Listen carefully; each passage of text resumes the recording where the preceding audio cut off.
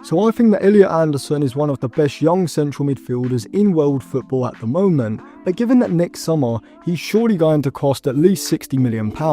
the question is he good enough to warrant Manchester United paying that sort of fee? Well, in order to answer that, we need to break it down into 3 questions. Firstly, what are his best attributes and where do I think he could improve? Secondly, what style of central midfielder is he, specifically looking at what type of roles that he would suit from a tactical point of view. And thirdly, how does he rank statistically in comparison to other Premier League central midfielders based on last season's performance. So in terms of Football Manager player roles, which I do think is a good way of kind of working out what type of player a player is, Anderson would fit best as a deeper line playmaker, as one of his best attributes is his progressive passing ability.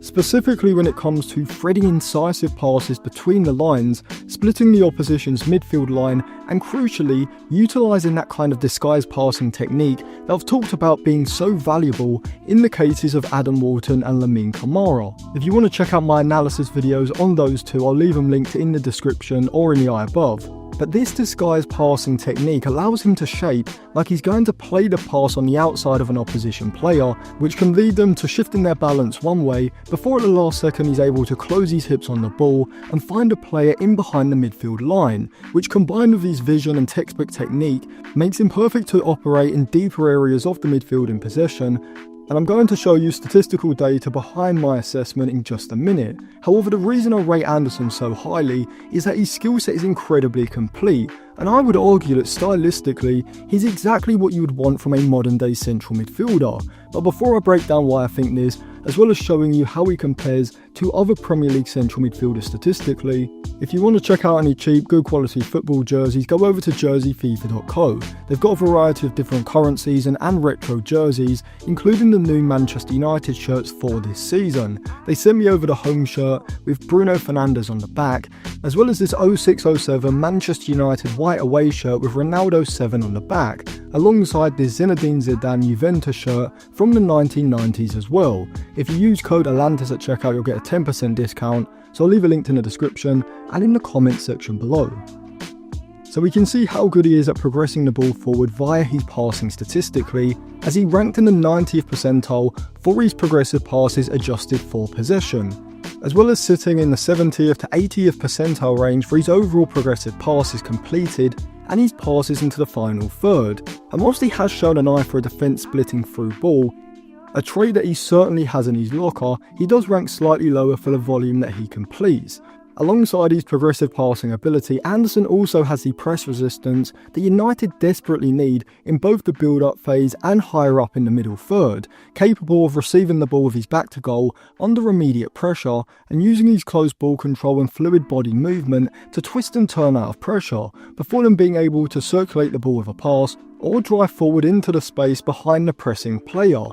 And we can see this ability as he ranked around the 80th percentile for both his successful dribbles and his dribbles per 100 touches. However, at the moment he does rank quite low for the percentage of dribbles that he completes, which is a reason as to why I don't think he's optimal to play as a deep single pivot at the base of the midfield in a kind of regista role, despite his progressive passing ability, being better suited to playing in a more advanced role alongside this type of player in the midfield, such as maybe Adam Wharton or Angelo Stiller. Now, he isn't as high volume a ball carrier as he is a dribbler, as you can see statistically, sitting around the 60th to 65th percentile range, but he does have the ability to progress the ball via his carries when the space is afforded to him, due to his burst of acceleration and his fairly good pace over longer distances, combined with his physicality that gives him the sort of power that we would see from someone like Steven Gerrard. And I think Gerrard is a very good stylistic comparison, because Anderson, like Gerrard, is a deeper line playmaker who could also be classed as a box-to-box midfielder as well, primarily due to the energy that he provides both in and out of possession. In the press, he has a front foot ball winning style that is only bettered by Agate from United's current central midfield options. He has excellent reading of the game, as well as the acceleration and assertiveness to jump out vertically off the midfield line in order to make an interception in front of an opposition player or provide an aggressive standing tackle. And so this does make him perfect for a counter press as well, being the type of player who will give his side a significant advantage when it comes to winning loose balls high up the pitch. And statistically, he actually looks more impressive defensively than solely from the eye test, ranking around the mid to high 80s for his defensive and aerial duels won, around 20 percentile points lower for his interceptions adjusted for possession, and his defensive duel percentage rate is hovering around the median, which considering his volume is still quite impressive. But rather unexpectedly, he is aerially dominant statistically, sitting in the mid 90th percentiles for the percentage that he completes. However, there's another aspect of Anderson's game which actually sees him fit the role of a carrilero, which is essentially a central midfielder who has the responsibility of shuttling across to cover wide areas and tracking runs in between the fullbacks and centre-backs, and this is his defensive discipline, positional awareness and his athleticism, and this would fit with what Ruben Amorim would require in his 3-4-3, both in pressing situations and when having to defend against quick switches of play. However, Anderson isn't the complete package just yet. As I said earlier, I do think that he could increase his carrying volume, which would enable him to become more of a progressive threat during transitional attacks. But also, I think his long passing could also improve, as sometimes I do think he tries to release runners in behind from angles that are a bit too straight, and he is liable to overhit these longer passes as well. Although I do see this not only being an area of his game that he will improve over coming seasons, but also potentially being a trademark attribute in his game, as he has shown that he has a passing range to switch play from deeper areas. And when looking at his pass completion rates from last season, you can see why I compare him to a Steven Gerrard rather than maybe a Paul Scholes or a Michael Carrick, as he sits around the 30th percentile for the majority of his pass completion rates, whether this is forward, progressive, short or long, suggesting that whilst Anderson is a progressive passing weapon, he's not the kind of metronome who will sit deep and dictate play, such as maybe a Walton or a Stiller for example. Even though I do think he's short passing, his give and goes, as well as his forward movement after he plays a pass to open up passing lanes and drag opposition pressers out of areas in order to create space, is something that you can only really see the value of through the eye test. Now, whilst his progressive passing is superior in deeper areas of the pitch, he does also have an eye for a pass further up the pitch as well, being a creative threat in and around the final third, capable of fizzing crisp passes into players around the box, using that very clean textbook passing technique, although statistically the volume isn't quite there in his game just yet, sitting either side of the median for his deep completions and his passes into the box. However, in terms of chance creation, his expected assist rate, overall and per 100 touches, shows that he does have the creativity further up the pitch. That does suggest that you do want to give him the license to break further forward rather than holding a deeper position in the rest defence, even though his defensive attributes and his athleticism does allow him to rotate into these areas when necessary, which would provide positional fluidity to the possession system.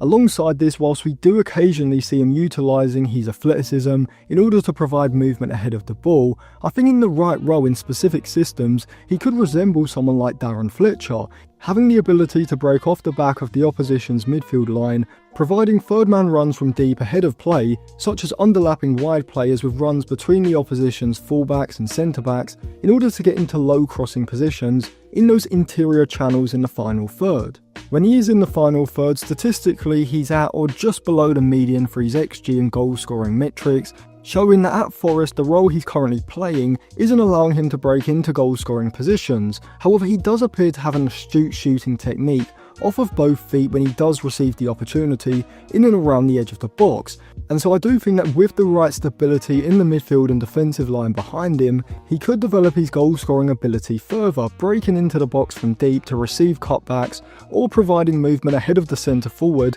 as we did see Steven Gerrard develop in his game around 2008-2009, where he played more of a second striker role alongside Fernando Torres. And so overall, I do rate Elliot Anderson highly. I think at the moment he certainly improves United, primarily due to him having a more complete skill set than any of United's other central midfielders, having an athletic, aerial and defensive advantage over Mainu, but as of yet his creative and progressive passing is a level below Bruno Fernandes's, and factoring out ground coverage, I do think that Casemiro is probably a level above defensively, at least statistically anyway. However, potential-wise, I do see Anderson surpassing all of United's central midfielders, even Mainu, probably by the end of the season. And so by the summer, I do think that he could establish himself as a Champions League level quality central midfielder, and likely worth around £50 to £60 million,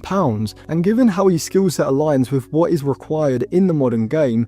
As well as Amorim's midfield double pivot specifically, if he does remain into next season, I think Anderson may well be worth that price. Of course, depending on the other options on the market. However, at this point in time, I think he's probably worth around 40 to 45 million pounds, but of course the transfer window is closed. And so you're likely looking at paying at least 50, probably as much as 60 million pounds. And I am going to do a separate video where I compare him to other central midfielders such as Ederson, Angelo Stiller and Adam Walton, analysing which of those options I think should be United's priority target going into next summer. So let me know what you think of Elliot Anderson and my analysis on him, and if you want to check out any cheap, good quality football jerseys, go over to jerseyfifa.co. You can use code Atlantis at checkout for a 10% discount. I'll leave a link in the description and in the comments section below. And if you do want to get a 7-day free trial to get access to some plot graphs, circle charts, as well as some tactically annotated video footage, I'll leave my Patreon linked on the end screen now as well.